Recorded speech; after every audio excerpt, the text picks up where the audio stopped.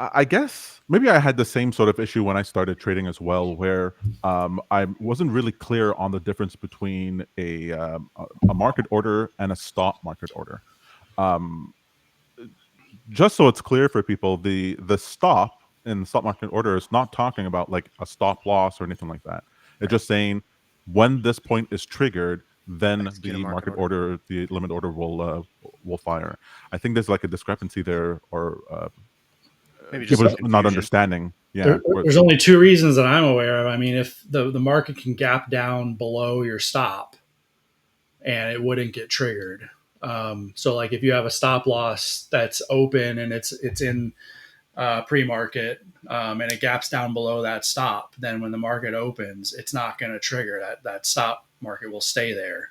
Um, and I guess the only other reason would be the stop price triggers, but then once it submits the market order doesn't fill. But I feel like that would be really unlikely because if the stop price triggers, that means that there's matches happening, and the market order should fill. But in theory, a market order doesn't have to fill. Like it's not guaranteed. It all depends on the volume and the liquidity available at the time that market order is out there. What am I missing, Mike? I'm wondering if this question comes from somebody that can share their trade with us, because I wonder if something else is at play.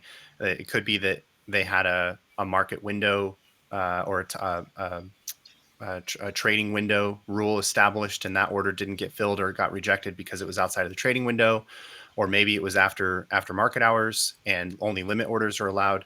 I feel like there might be another condition here that would have caused this order to not get filled, but we'd have to look closer at it.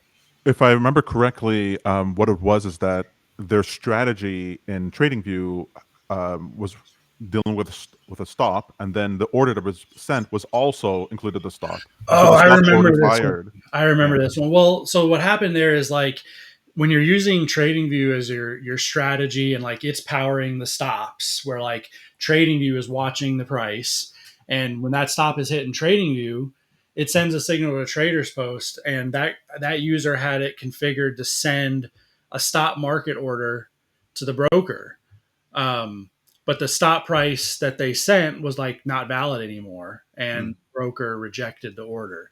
So when you're using TradingView or your strategy is like controlling your stop dynamically, then you want your exit order to just be a plain market order that's right. because the stop has already been triggered on the TradingView side. When I say stop, like it could be a fixed stop price or it could be something more dynamic like a moving average crossover.